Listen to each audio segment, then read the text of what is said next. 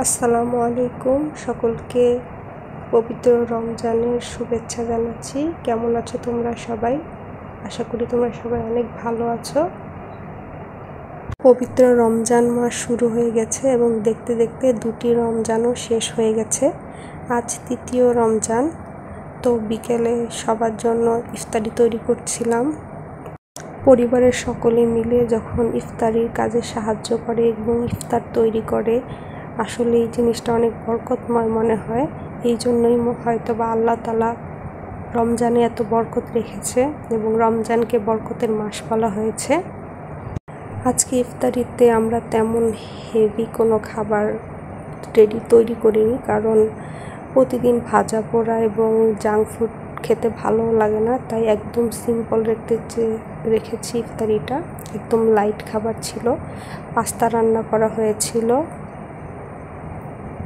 শরবত এবং হালকা পাতলা ফ্রুটস দিয়ে আমরা ইফতারিটা শেষ করেছি।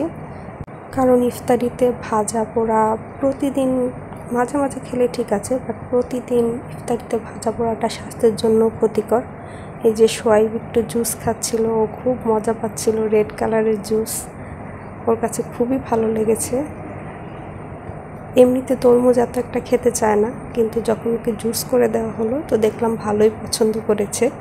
খেয়েছে অল্প একটু, বলেছে টেস্টি হয়েছে। আমরা যখন সবাই মিলে ইফতার তৈরি করি তখন ও আমাদের সাথে সাথে থাকে এবং অনেক এনজয় করে। তো এই যে হেলদি ফ্রুটস ছিল, কিছু সালাদ ছিল, পাস্তা ছিল, 2 রকমের শরবত ছিল, তরমুজের শরবত আর লেবুর শরবত বানানো হয়েছিল। ভিডিওটি দেখার জন্য সকলকে ধন্যবাদ।